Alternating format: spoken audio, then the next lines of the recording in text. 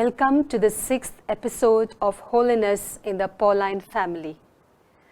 Today we have the story of a seminarian, a budding journalist in the Diocese of Alba, who decided to join the fledgling religious congregation founded by Father James Albarione. As a young seminarian studying for the Diocese of Alba, Timothy Giccardo was in dilemma. Father James Albarione was seeking his help to care for the teenagers he had around him in the printing school. It was an emergency request during the Second World War because Albarione was called to arms. Seminarian Joseph Giccardo was a great admirer of Father James Albarione, his vocation promoter and spiritual director at the diocesan seminary. He appreciated his idea of adopting the media for the proclamation of the gospel. But it was all just beginning. Joseph wanted to be a priest. He also wanted to be an apostle of the mass media. The seminary authorities agreed that in the absence of Father James Albarione, Joseph would take care of the boys. But what about his priesthood? Could he continue his seminary studies at the same time when he was involved in the apostolate of the press? He made known his dilemma to the Bishop of Alba. The bishop felt that if he wished to become a priest, he had to stay in the seminary. In this puzzling situation, Timothy made a decision which was painful. He would join the Institute of James Albarione and devote his entire life to the apostolate of the press. The news made shock waves in the diocese. What madness, they said, to leave the seminary and join with the visionary priest James Albarione. His constant motto was, "Lord, I do not want to please myself. I don't look for my advantages. I want only that you triumph and that the house go on well." Let us look at his story from the childhood. Timothy Giccardo was born on June 13, 1896 at Narzole di Alba in Italy. When he was 6 months old, he fell seriously ill. His parents prayed fervently to the Blessed Virgin Mary, and almost miraculously the child regained normal health. Joseph grew up in a very religious atmosphere where his parents inculcated in him their simple and strong faith. From his parents, he learned a special love for the Eucharist and a filial devotion to Blessed Mother. He was sent to school at the age of 4, where he proved to be an intelligent student. Joseph nurtured a secret longing in his heart. I want to become a priest to go to preach. Joseph knew his dream would not come true as his parents were not able to manage his seminary studies. But God was at his side. As a young priest, Father James Albarione had come to his parish at Narzole to help the parish priest who was ill. When he met the 12-year-old Joseph, Father Albarione was impressed with his life. He found something special in this boy. Father Albarione was already on the lookout for young boys for his future congregation, which would be dedicated to preaching the gospel message through the media of social communications. This is how the conversation took place between Father Albarione and young Timothy Giccardo. Is there anyone among you who wants to be a priest? Father Albarione asked one day to a group of altar boys at the parish of Narzole, who had grown close to this friendly priest. I want to become a priest, said Joseph. But what? Inquired Father Albarione. We need money to become a priest. My parents are poor, Joseph told him. You don't need so much money, Albarione tried to help him. You can say that, but my father has no means to pay for my studies, replied Joseph. The conversation concluded there. Father Albarione affirmed that Joseph was a good candidate for priesthood.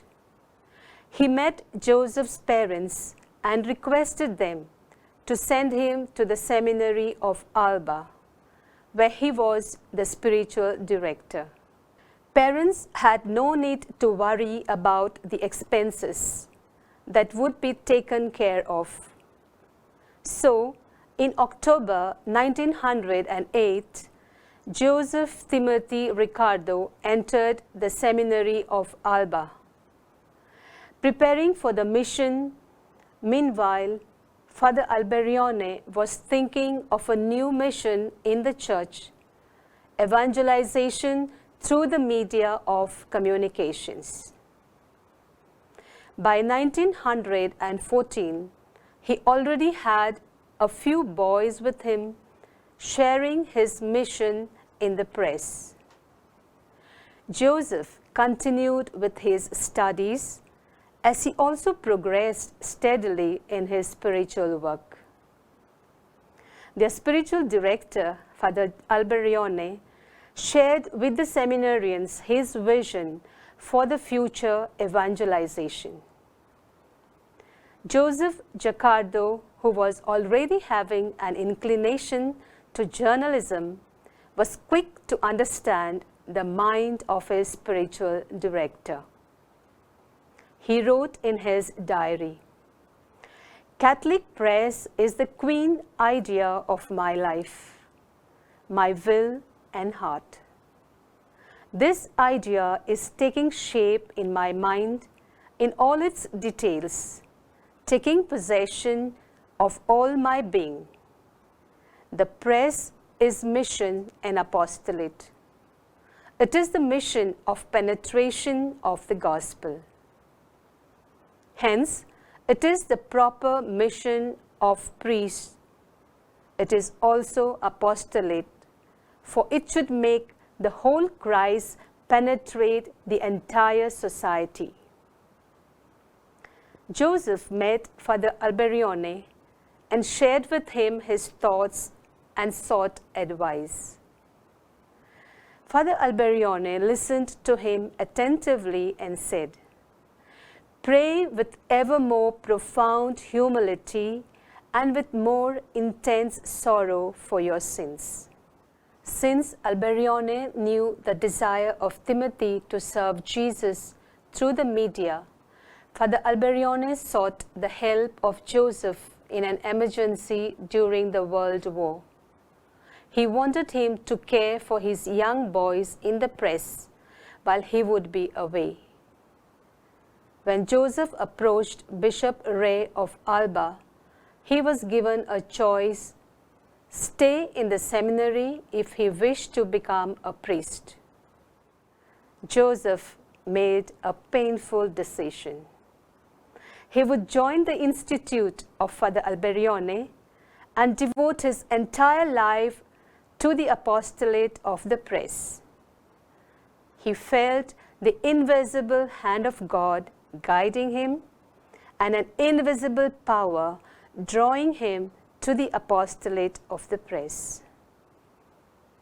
The sacrifice made by Joseph did not go in vain. God wanted him to be a priest involved in the apostolate of the press. The rector of the seminary intervened in favor of Joseph. Bishop Ray agreed that Joseph could continue his studies at the seminary and still join the Institute of Albarione. Thus, with joy, Joseph left the seminary on June 4th, 1917, to join the band of Father Albarione. On September 8th of the same year, Joseph Giccardo made his first religious profession with his 4 companions in the Society of St. Paul, the institute founded by Albarione.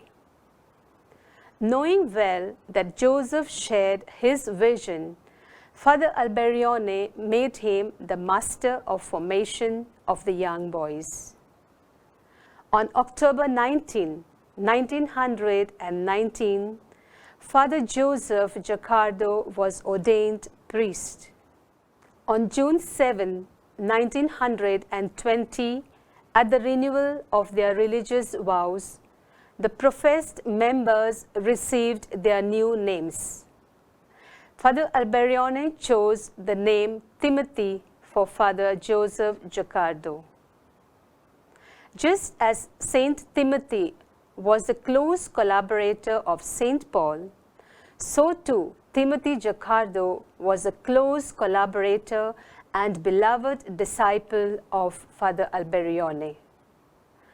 In the same year, he took doctorate in St. Thomas Aquinas.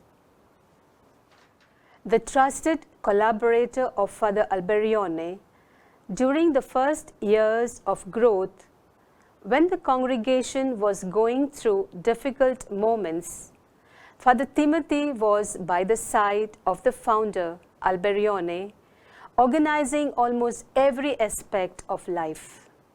He formed the first members. He did not spare his talents or energies. He took classes, helped in the administration, edited newspaper La Gazzetta di Alba, and spent long hours in prayer. He was the first Vicar General of the Society of St. Paul. The candle of his life was constantly being burned out on the altar of the Pauline apostolate. His energies were getting exhausted. Returned to the Father Giccardo's physical condition deteriorated rapidly. All the members of the Pauline family began to storm the heavens with their prayers for a miracle. From his bed of suffering, Father Giccardo told them, "Yes, you may even ask for a miracle, but only according to God's will." On Saturday, January 24th, in 1948, Father Timothy Giccardo entered his heavenly reward. The apostle of the media, the priest who preached through the printing press, the priest who assisted the founder, Father James Albarione, had now returned to his reward. On October 22, 1989, he was proclaimed blessed by Pope John Paul II. Blessed Timothy Giccardo shows us to hold fast to our dreams. When we desire anything from the bottom of our heart, specially to serve God, it will be granted. Pains and difficulties are bound to come on the way to achieving our goal. May He be our guiding light in our search to do God's will. May He give us the courage to pursue our dreams in life for the good of the society.